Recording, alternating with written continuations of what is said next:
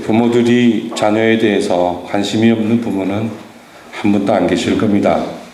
우리 부모들의 자녀를 향한 관심이 굉장하지요.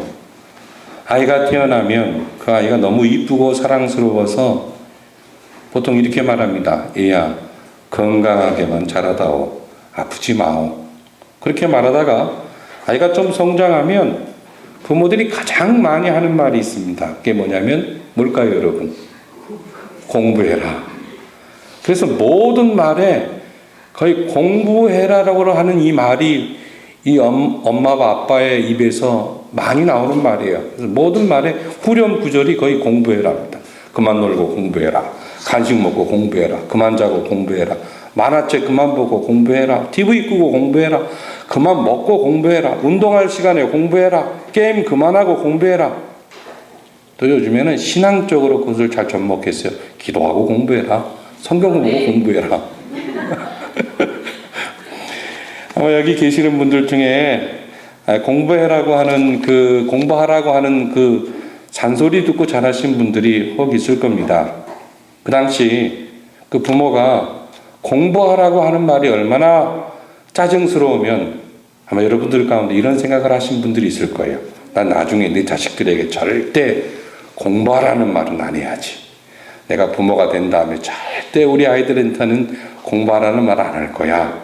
이렇게 마음 먹으시고 성장하셨던 과거가 있는 분들이 분명히 있을 겁니다. 그런데 여러분 어떠십니까? 진짜 공부하라는 말을 안 하고 사시는 분도 계실 것입니다만 자기도 모르게 자식들에게 공부하라는 말을 입에 거의 달고 사실 겁니다. 우리 부모님들이 또 우리가 이 자녀에게 공부하라고 하는 말을 하는 이유를 곰곰이 생각해 보면 우리의 현실입니다. 우리나라의 현실이 공부 안 하면 살 수 없을 것 같은 모습을 지니고 있기 때문에 그런 말을 하는 것은 아닌지. 우리가 여러 나라를 다녀보면 얼마나 우리 대한민국이 작은 나라인지 피부에 와닿습니다. 석유도 안 나죠. 지하 자원도 부족합니다. 또 땅덩어리도 좁아요. 저도 언젠가 실크로드를 이렇게 달려본 적이 있습니다. 버스에서요. 실크로드를 달리는데 이 하루 종일 달려도 사방에 대평원이에요. 지평선이 쫙 보이는데 지평선에서 해가 지는 모습을 보는 순간 그 땅덩어리를 가진 그 나라가 얼마나 부러웠는지 모릅니다. 우리 땅이 얼마나 좁습니까? 하지만요, 하나님은 우리 민족을 불쌍히 여기셔서 우리가 다른 민족보다 그나마 머리가 좋은 민족이 되게 하셨습니다. 우리 민족의 유일한 자산은 아마 그래서 사람이라고 생각이 됩니다. 우리 한 사람 한 사람이 우리나라의 자산입니다. 자원입니다. 이 사람을 잘 가르치지 않으면 우리 대한민국의 미래는 없는 거죠. 이것이 우리의 현실입니다. 사실 우리 사회가 어떻게 된 노릇인지 학력이 없으면 사람 구실조차도 하기 어렵도록 되어 있는 구조가 우리의 현 주소입니다. 공부를 잘해야만 어깨를 펴고 잘 살 수 있을 것만 같은 그런 사회적 구조가 우리 사회입니다. 신앙적으로 볼 때 이건 정말 너무너무 잘못된 사회 구조이죠. 공부를 잘해야만 사람 대접을 잘 받을 수 있다라고 하는 것은 성경적으로 볼 때에도 이건 분명히 잘못된 겁니다.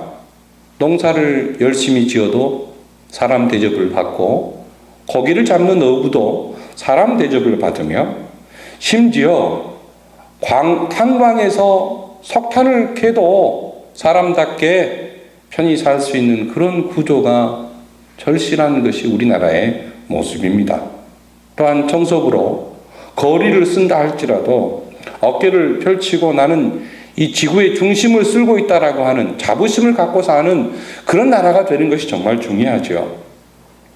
우리 교회도 작년에 대학 공부를 중단하고 한 형제가 결혼한 다음에 먼 나라로 가버렸습니다. 자, 그 나라는 일한 만큼 벌어서 살 수 있기 때문에 내가 마음 편히 살 수 있다고 생각해서 목사님 저는 그 나라로 가기로 결심했습니다 하고 지금 그 나라에 가서 알바하면서 직업학교 다니고 있잖아요. 심지어 제가 아는 어떤 형제는요, 국내에서 수재들만 가는, 그 수재들만 가는 유명한 대학의 교수였습니다. 그런데 지금 캐나다에서 카센터 운영하며 편안히 살고 있어요. 참 아이러니하죠.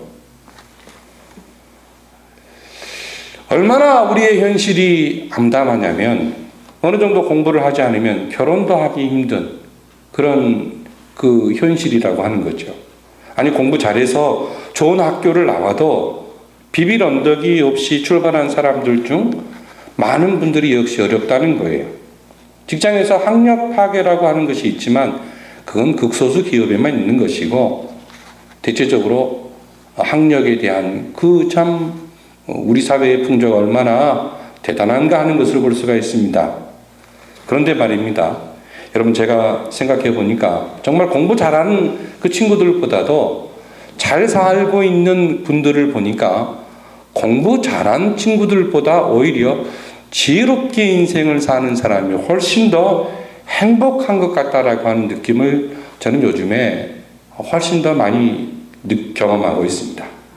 저희 가까운 주변에도 어느 지방에서 고등학교를 전교 1등으로 졸업을 했어요. 그리고 서울대 컴퓨터공학과를 우수한 성적으로 합격을 했습니다. 그래서 온 집안이 다 기뻐하고 놀랍고 칭찬하고 자랑스럽게 여겼어요.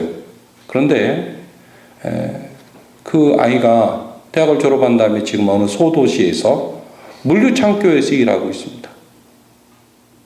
서울대 나온다고 성공하는 건 아닙니다. 자식을 좋은 대학에만 들여보내면 자녀 교육을 성공한다고 하는 것 결코 그렇지 않습니다. 요즘에 왕자병, 공주병에 걸린 아이들이 얼마나 많이 있습니까? 집집마다 자녀 하나씩밖에 낳아서 키우다 보니까 너무나 그 아이들이 자기중심적으로 성장하고 있습니다. 그러고 보니까 그 아이들이 나중에 사회에서 나고자 되는 경우가 얼마나 많은지 모르겠습니다. 평범한 아이들을 왕자처럼 키우다가는, 공주처럼 키우다가는 그 아이 인생을 망친다고 하는 사실을 우리가 결코 잊지 말아야 할 것입니다. 우리 사람에게 지식이 필요합니다. 공부하는 거 필요합니다. 그렇지만 더욱더 중요한 것은 인성교육입니다. 사람이 되어야 하는 것이에요. 요즘 보십시오, 여러분. 사고치는 사람들, 못 배운 사람들이 사고치는 것은 그 범위가 굉장히 좁아요. 한정적입니다.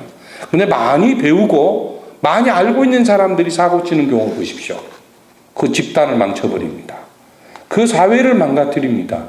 심지어 국가 전체의 전망을 흔드는 그러한 일을 하고 있지 않습니까? 못 배운 사람이 속이면 고작 한두 사람 정도 피해를 보지만 많이 배운 사람이 상대방을 속이면 나라가 거덜이 납니다. 오늘 어린이 주일을 맞이하여 저는 오늘 본문에 있는 말씀, 마땅히 행할 길을 아이에게 가르치라. 이 말씀 중심에서 마땅히 행할 길을 가르치는 부모가 되고, 또 마땅히 행할 길을 부모로부터 배우는 자녀가 되는 그러한 우리 가정이 되기를 소망하며 이 말씀을 가지고 함께 주의 은혜를 상고하려고 합니다. 이 본문 말씀에 보시면 마땅히 행할 길을 아이에게 가르치라. 그리하면 늙어도 그것을 떠나지 아니하리라. 이렇게 성경이 기록되어 있습니다만 공동 번역에 보면 아주 재미있게 번역이 되어 있어요. 이렇게 되어 있습니다. 3살 버릇 8까지 간다. 그러므로 마땅히 따를 길을 어려서 가르치라. 이렇게 되어 있습니다. 얼마나 공동 번역이 훨씬 더 우리가 이해하기 쉽게 번역을 해 놓았는지 모르겠어요. 3살 버릇 8까지 간다. 이 공동 번역을 번역하신 분들이 우리의 어떤 그 정서를 그대로 반영해 가지고 이 6절의 말씀을 번역을 해 놨어요. 그 번역을 보면서 참 재미있게 잘 해 놓으셨다 하는 생각이 들었습니다. 본문에 등장하고 있는 이 아이의 원문은 젖먹이를 의미합니다. 그래서 젖먹이에게 마땅히 행할 길을 가르치라는 거예요. 아니, 젖먹이에게 마땅히 행할 길을 가르치라. 여러분 어떻게 생각하세요? 아마 여기 지금 젖먹이를 가지고 있는 부양하는, 키우는 가정이 하나도 없습니다. 여러분 젖먹이 때 아이들에게 그들이 커서 어떻게 마땅히 행해야 할 것을 가르치신 분이 있는지요? 손 들어보세요. 다들 회개할지어다. 정말이에요. 그렇지만 지금이라도 늦지 않았습니다. 지금이라도 늦지 않았어요. 우리가 젖먹이 때에 그 아이들에게 마땅히 해야 할 길을 가르친 일이 우리에게 부족하다면 지금이라도 늦지 않았습니다. 지금이라도 가르치십시오. 이 가르치라 이 말씀은 길들이다 이 말이에요. 길들이다. 왜 가르쳐야 합니까? 그 이유가 뭘까요? 여러분 잠언서 22장 15절 말씀 가보십시오. 22장 15절 말씀 다 함께 읽어보겠습니다. 아이의 마음에는 미련한 것이 얽혔으나 징계하는 채찍이 이를 멀리 쫓아내리라. 아이의 마음에는 미련한 것이 있다고 했어요. 아이들은 미련하다 그랬어요. 물론 천국은 아이들 같은 마음을 갖는 사람이 간다고 했지만 그것은 아이들의 긍정적인 면이고 아이들의 부정적인 면은 미련하다는 거예요. 미련하다. 즉 아이들의 마음이 순수하고 진실한 것처럼 보이지만 사실 그 본 마음에는 미련한 것이 있어요. 악한 것이 그 속에 있습니다. 아이들은요, 악한 것에 쉽게 빠지는 기질이 있습니다. 그 아이들의 특징을 보세요. 자기 마음대로 하려고 하는 특징이 있습니다. 그래서 아이 때에 마땅히 어떻게 살아야 할 것을 가르치지 않으면 그 아이를 우리가 사랑하는 것이 결코 아닙니다. 마땅히 어떻게 살아야 할 것을 아이에게 가르치는 것이 아이를 진정으로 사랑하는 길이라고 하는 사실을 우리가 결코 잊지 말아야 할 것입니다. 그리하면 늙어도 그것을 떠나지 않냐리라. 주목해 보세요. 늙으면 우리를 떠나가는 것들이 있습니다. 나이가 들면요, 명예, 그게 무슨 필요가 있지? 지식, 그게 뭔 필요가 있어? 내가 탁월한 미모를 가지고 있다? 그게 무슨 소용이 있어? 심지어 자식도 떠나갑니다. 함께 생활하는 사랑하는 사람도 떠나갑니다. 그렇지만 떠나지 않는 것이 있어요. 그게 뭐냐면 젖먹이 때에 부모로부터 배운 그 지식은 어떻게 살아야 할 것인가 하는 그 모습은 떠나지 않는단 말이에요. 그래서 우리가 자녀를 잘 가르쳐야 한다고 하는 말씀입니다. 자녀의 성공 비결은 학교와 교회에 있지 않습니다. 가정에 있어요. 가정에 있다고 하는 사실을 여러분 기억하시기를 주의 이름으로 소원합니다. 가정이 가장 중요해요. 가정은 작은 교회입니다. 그러면 어떻게 우리가 자녀를 가르칠 것인가? 저는 이 시간 한 몇 가지로 함께 말씀을 생각하고 싶습니다. 첫째로요, 겸손과 하나님을 경외하는 법을 자녀에게 가르쳐야 됩니다. 자, 오늘 우리가 함께 읽었던 말씀 4절을 다시 읽어보겠습니다. 4절과 5절을 읽어보겠습니다. 같이 읽습니다. 겸손과 여호와를 경외함의 보상은 재물과 영광과 생명이니라. 패역한 자의 길에는 가시와 올무가 있거니와 영혼을 지키는 자는 이를 멀리하느니라. 여기 보게 되면 겸손과 여호와를 경외하는 것이 등장합니다. 우리 자녀에게 뭘 가르쳐야 되냐면요, 겸손한 사람이 되기를 가르쳐야 됩니다. 그리고 하나님을 경외하도록 가르쳐야 됩니다. 겸손이라는 게 뭡니까? 남을 존중하고 자기를 낮추는 태도가 겸손입니다. 남을 존중하고 나를 낮추는 태도예요. 우리 자녀를요, 자기 뜻대로 되지 않으면 소리를 지르고 거품 물고 달려드는 아이로 키워서는 절대 안 됩니다. 자기 뜻을 철회하고 남을 존중할 줄 아는 아이로 키우는 것이 매우 중요합니다. 어렸을 때의 겸손을 몸에 배도록 가르쳐야 됩니다. 몸에 배도록 가르쳐야 돼요. 이게 쉽지는 않을 겁니다. 결코 쉽지는 않을 거예요. 그렇지만 기도하면서 이걸 가르쳐야 돼요. 아이에게 겸손을 가르쳐야 됩니다. 겸손이 이 모습에 배어 있는 것이 얼마나 중요한지, 그 아이 인생의 성공의 열쇠가 거기에 사실은 거의 절반이 달려 있습니다. 겸손한 사람은 누구든지 좋아하거든요. 교만한 사람은 누구든지 싫어합니다. 근데 그 겸손과 함께 또 절반이 하나님을 경외하는 것을 몸에 배도록 하면 얼마나 좋겠어요. 하나님을 두렵고 떨림으로 섬기는 그 믿음의 자세, 경외입니다. 본문에 보게 되면 여호와를 경외하는 것을 가르치라는 겁니다. 하나님을 두려워하는 마음을 그 아이에게 심어주라는 거예요. 그렇지만 그 두려움만 있는 것이 아니죠. 하나님이 나를 사랑하신다.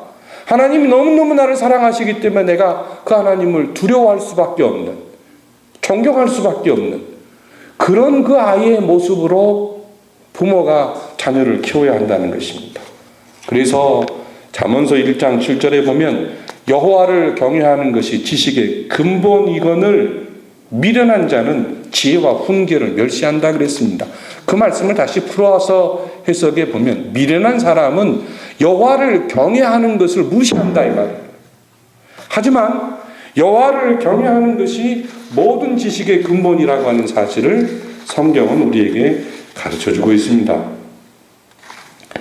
여호와를 경외하는 것이 지식의 근본이고 겸손한 것이 참 성공적인 생의 비밀인데, 우리가 내 자녀 알아서 크겠지 하고서 방임하면서 키우는 것은 결코 하나님이 기뻐하시지 않습니다. 우리가 봄이 되어서 꽃밭에 꽃이 피는 것을 보고 얼마나 즐거우십니까? 아이들을 가리켜 우리가 꽃이라고 그러잖아요. 그래서 옛날에 어린이 주일을 꽃주일이라고 했습니다. 꽃주일이라고 했는데, 여러분 꽃밭을 가꾸어 보신 분들 아실 거예요. 꽃밭에 씨앗을 뿌립니다. 그 씨앗을 뿌려놓고 봄에 씨앗을 뿌려놓고 물 한 번 주고 이제 꽃밭이 되겠지 하고 기다리면 꽃밭이 됩니까? 결코 안 됩니다. 싹을 내고 성장할 때 꽃밭이 되도록 하기 위해 우리가 뭘 합니까? 잡초를 뽑아주잖아요. 반복해서 잡초를 뽑아주고 그리고 거름을 주고 또 적당한 물을 주는 것이 그 꽃밭을 가꾸는 사람의 모습이잖아요. 아이들은 꽃입니다. 우리가 어떻게 그 아이들을 가르치고 또 길들여 나갈 것인가? 자녀가 스스로 제대로 그냥 자기들 마음대로 성장할 것을 우리가 기대해서는 결코 안 될 것입니다. 그래서 우리가 자녀들을 방임하면 그 자녀들의 삶이 잡초와 같은 생애가 된다고 하는 사실을 기억하시고 우리 자녀들에게 겸손과 하나님을 경외하는 법을 가르치는 것이 참 중요하다는 사실을 우리 부모들이 이 아침에 다시 한번 가슴에 새겼으면 참 좋겠습니다. 왜냐하면 본문에 보십시오. 겸손과 여호와를 경외하게 되면 어떤 일이 있다고 그랬습니까? 재물과 영광과 생명이 있다고 했습니다. 재물과 영광과 생명이 있다. 자녀들이 성공하고 복받기를 원하시면 이 말씀을 우리 자녀들에게 심겨줘야 할 것입니다. 그리고 우리가 그렇게 살도록 저와 여러분이 믿음의 생애를 살기를 애써야만 할 것입니다. 자, 여호와를 경외하는 것, 겸손한 삶을 사는 것은 어떻게 우리 생애 가운데 구체적으로 나타나게 되냐면 한번 따라서 하십시오. 하나님의 말씀을 가르치는 것으로 증명이 됩니다. 한번 따라서 하십시오. 하나님의 말씀을 가르치는 것으로 증명됩니다. 소리 좀만 줄여달라고 줄여주십시오. 그러니까 하나님의 말씀을 가르치는 것으로 여호와를 경외함이 증명된다고 하는 사실입니다. 자, 마태복음 28장에 보게 되면 내가 너에게 분부한 모든 것을 가르쳐 지키게 하라. 볼지어다 내가 세상 끝날까지 너희와 항상 함께 있을 것이다고 주님 말씀하셨잖아요. 가르쳐 지키게 하라. 가르쳐 지키게 하라. 그러니까 아이에게 가르치라. 여호와를 경외하는 구체적인 삶의 방식은 궁극적으로 성경을 가르치는 겁니다. 성경을 가르치는 거예요. 어렸을 때부터 성경을 가르치는 것이 얼마나 중요한지요. 자, 유태인들은요, 엄마가 임신을 하게 되면 바로 태아 교육을 시작한다고 합니다. 여기 계신 분들도 태아 교육을 시작하신 엄마들이 분명히 계실 거예요. 엄마가 성경을 날마다 암송하고 읽고 그리고 뱃속에 있는 아이에게 그 말씀이 전달되기를 소망했다고 하는 사실입니다. 그렇게 안 사신 분들 지금이라도 늦지 않았습니다. 지금부터라도 그 일을 실천하시기를 바랍니다. 유대인들의 격언 가운데는 이런 격언이 있어요. 어머니의 젖과 함께 율법을 따랐다 하는 그런 격언이 있습니다. 유대인들은 아이가 태어나면 귓가에 성경을 읽어줍니다. 참 미련하고 어리석은 엄마들은 동요를 들려주죠. 그리고 영어를 먼저 틀어줍니다. 그 아이가 영어 공부 잘할 것 같죠? 또 멋진 아이로 성장할 것 같죠? 저만의 말씀입니다. 성경을 먼저 들려주는 부모가 가장 위대한 부모라고 하는 사실을 여러분 꼭 잊지 마시고, 앞으로 여기 결혼할 사람들도 젊은이들도 있는데 부인에게 꼭 임신하게 되면 성경 말씀을 가장 많이 묵상하고 아이에게, 뱃속에 있는 아이에게 들려줄 것을 요구하는 아빠가 되십시오. 그리고 여러분 또한 그런 엄마가 되시기를 바랍니다. 어려서부터요. 어려서부터 아이에게 가르치라. 어려서부터 성경을 가르치라.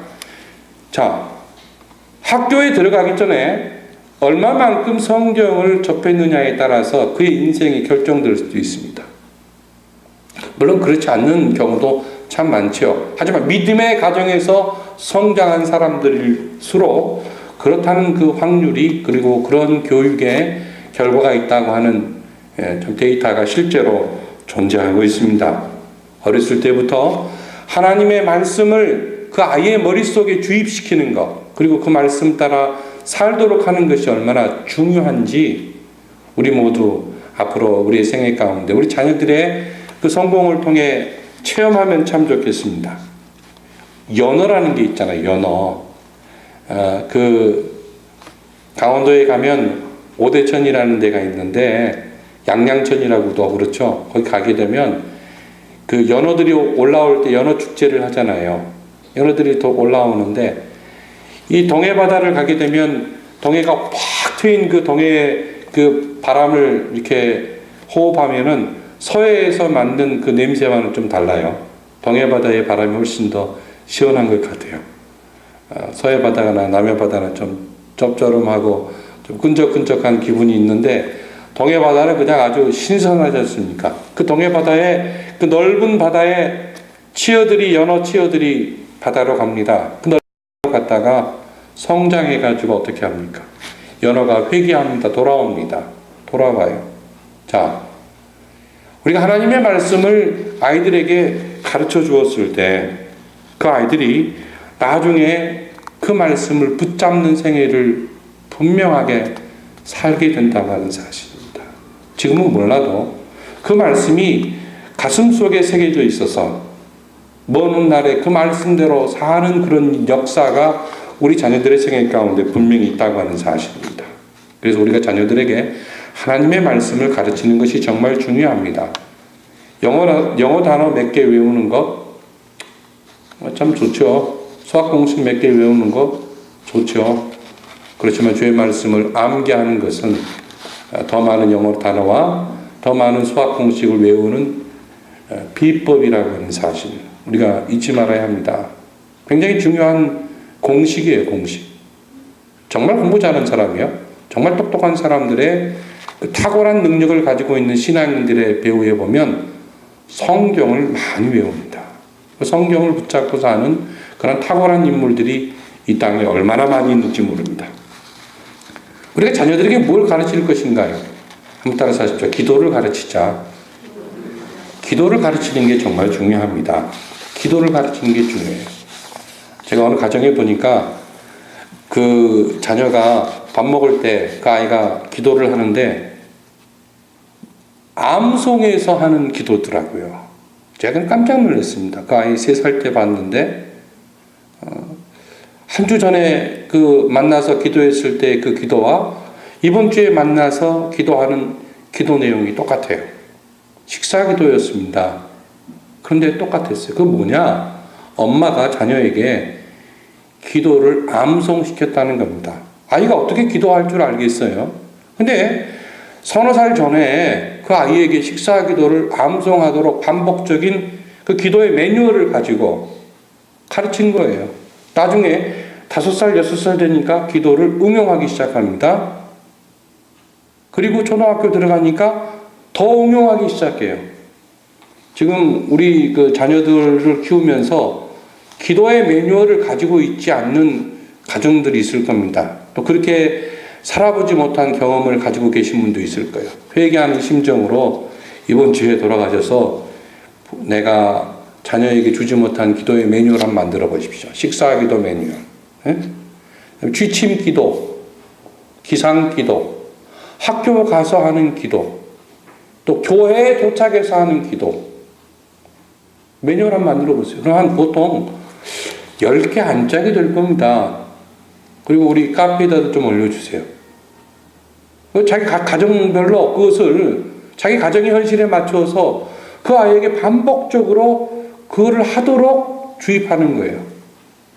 그래서 이 아이가 몸에 배는 거죠. 식사를 앞에 놓고 어렸을 때부터 그렇게 기도했으니까 그 기도가 그냥 나오는 거예요. 자연스럽게. 터져 나오는 거예요. 먼 곳에 갈 때에도 엄마가 내가 멀리 갈 때, 소풍 갈 때, 또는 여행 갈 때, 할머니 집에 갈 때 이렇게 기도하라고 가르쳐 주셨지. 그 매뉴얼을 갖고 있다면 그 매뉴얼대로 그 아이가 하다 보니까 나중에 어떻게 돼요? 응용이 되고 적용이 되어서 나중에 기도가 몸에 배인단 말이에요. 아마 그렇게 하지 못한 경험들을 가지고 있기 때문에 목사님 마음이 많이 찔립니다. 이렇게 생각하시는 분들 분명히 있을 줄 압니다. 또 우리 엄마 아빠는 그렇게 안 가르쳐 주셨는데 그렇게 또 생각하는 고개를 끄덕이는 아이도 있네요. 그렇지만 기억하십시오. 앞으로가 중요합니다. 앞으로가 중요해요. 지금부터라도 그렇게 하십시오. 지금부터라도 그렇게 하십시오. 기도를 가르치는 게 정말 중요합니다. 아이들이 어떻게 기도할지 몰라요. 부모가 자녀에게 기도하는 법을 안 가르쳐 줬어요. 밥 먹는데 어떻게 식사하기도 하는 방법을 배운 바가 없는데 어떻게 기도하냐 이 말이에요. 하나님 감사합니다. 잘 먹겠습니다. 아멘. 이거 먹는 거예요 그냥. 학교 와서 하나님 왔어요? 흥분해요. 어떻게 기도하는지 몰라요. 학교에 도착해서 하나님 저 학교에 도착했습니다. 오늘 또 친구들과 함께 친하게 지내며 살 수 있도록 제 마음을 다스려 주세요. 친구들을 시기하지 않고 남의 잘난 점을 인정하고 그리고 질투하지 않으며 사랑과 겸손으로 인내하면서 오늘 하루도 잘 보내게 해주세요. 공부 시간마다 하나님 주신 지혜로 공부할 수 있도록 도와주세요. 지금 힘들지만 저는 20년, 30년 후를 준비하는 학생이랍니다. 하나님 저를 기호해 주세요. 가르치세요. 기도를 가르치는 게 정말 중요합니다. 기도의 매뉴얼이 정말 필요한 거죠. 지금까지 시행하지 못했다면 꼭 5월에는 여러분 기도의 매뉴얼을 만드셔서 자녀들에게 선물로 주시기를 주의 이름으로 소원합니다. 그 다음에 또 한 가지는요. 징계를 가르치는 게 중요합니다. 징계해야 됩니다. 징계하는 것이 중요합니다.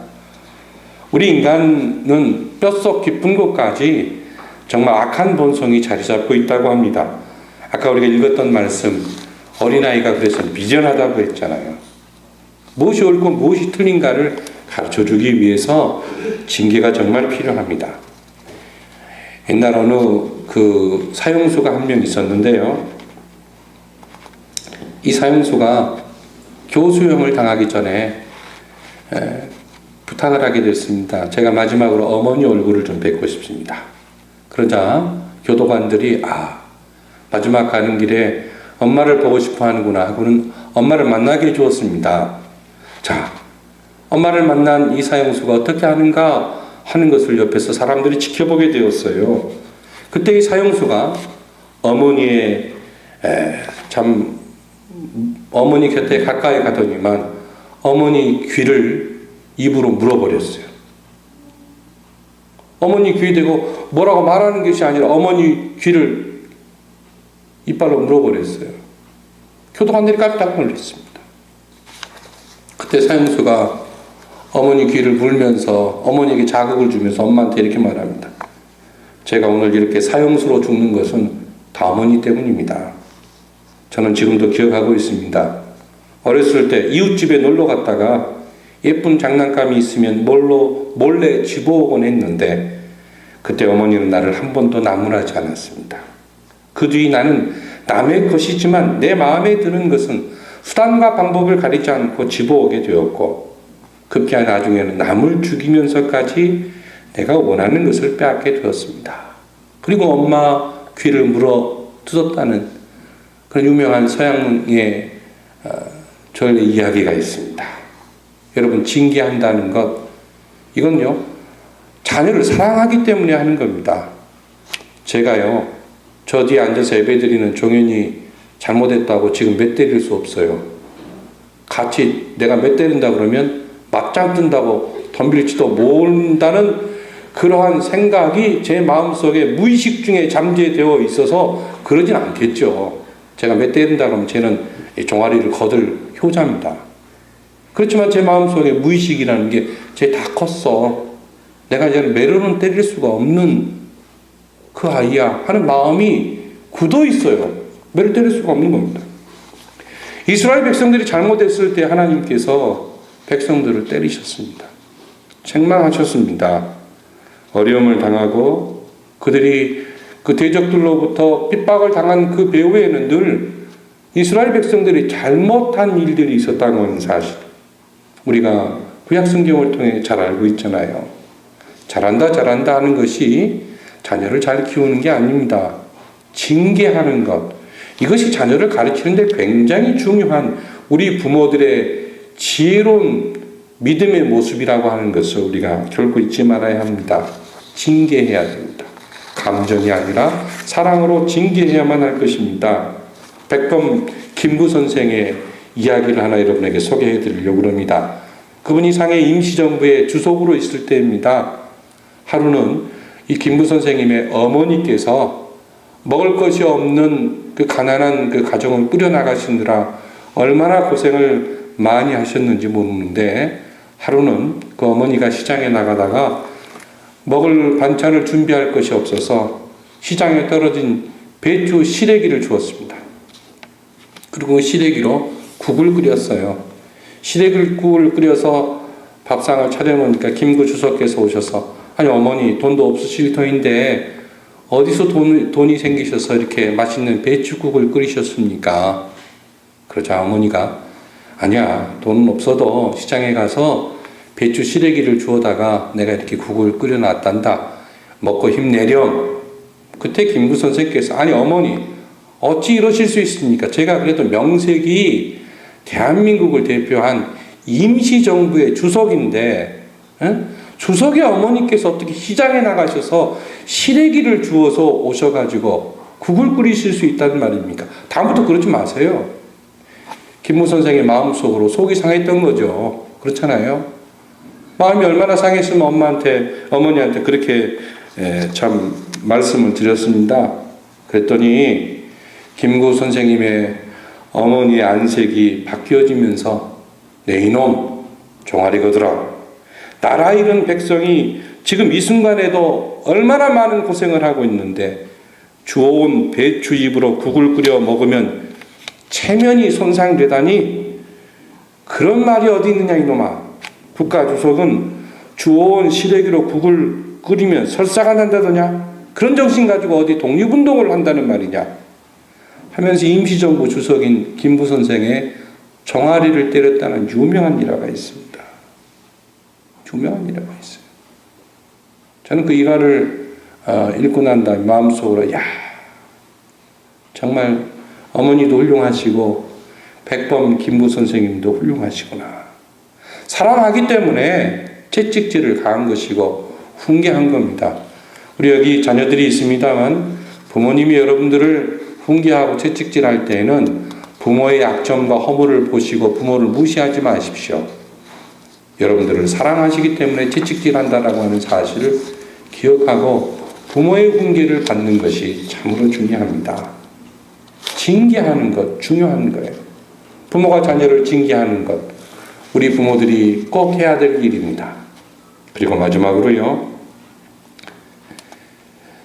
아이들에게 사랑하는 법을 가르쳐야 됩니다. 사랑하는 법을 가르쳐야 돼요. 이게 정말 중요합니다. 요즘에 한 가족에 한 명 내지 두 명이기 때문에 거의 자기중심적이에요. 사랑하는 법을 몰라요. 사랑받는 데에만 익숙해 있어요. 사랑하는 것을 가르쳐 줘야 됩니다. 사랑하는 것을 가르쳐 줘야 돼요. 그래서 학교에서도 보면 집에서 사랑받다가 귀여움받다가 다른 사람이 나를 인정해 주지 않고 나를 사랑하지 않으면 견딜 수가 없는 거예요. 그래서 아이들이 요즘에 시한폭탄이 된다고 그러잖아요. 우리 교회도 뭐 중고등학생들이 있습니다만 제가 오늘 신문에 보니까 요즘에 중학교 2학년을 시한폭탄이라고 그런다면서요. 북한이 남쪽을 침범하지 못한 이유가 이 우리나라의 중2 때문이래요. 혹시 들어보셨습니까? 제가 그 신문을 보면서 여기 중2 있구나.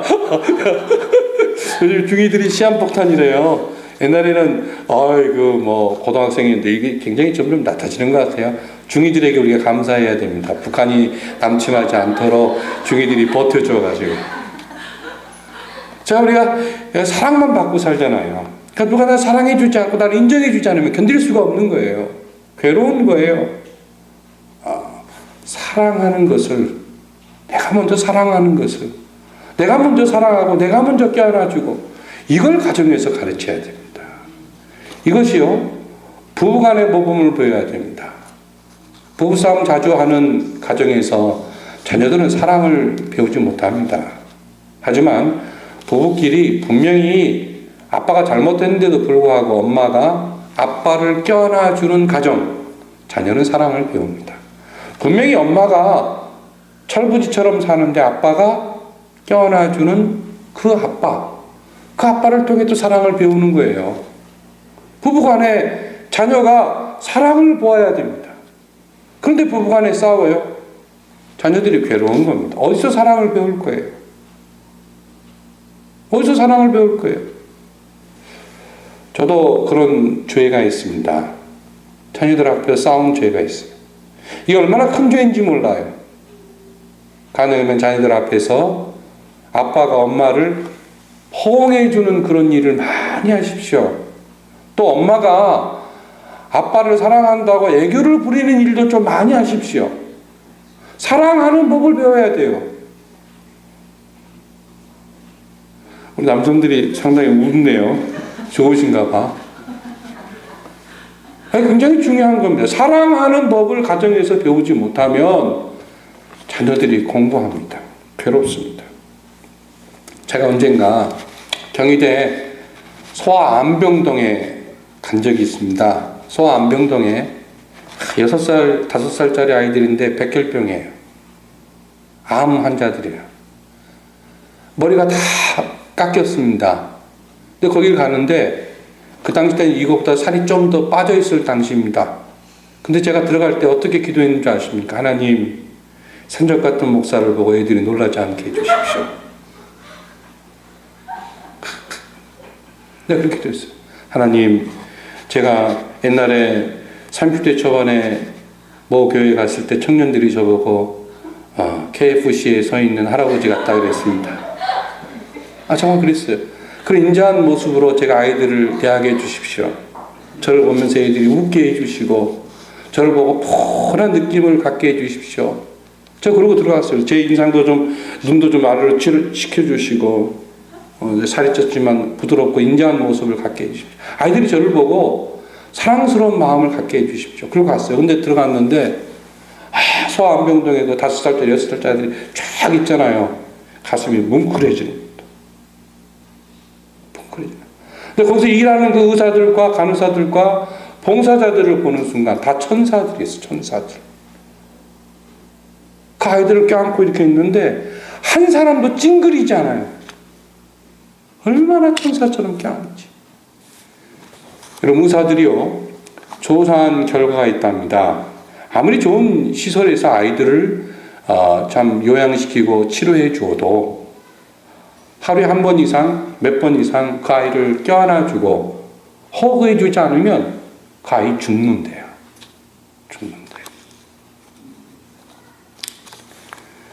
아빠가 다 큰 딸을 껴안아주는 거 결코 이상한 거 아닙니다. 엄마가 다 큰 아들을 껴안아주는 거 결코 이상한 거 아니에요. 사랑해줘야 됩니다. 사랑해줘야 됩니다. 사랑을 배워야 돼요. 가정에서 사랑을 배우지 않으면 배울 것이 없어요.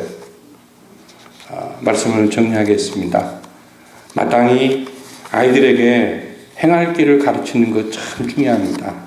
5가지로 오늘 아침에 말씀을 드렸죠. 겸손과 경외를 가르치자.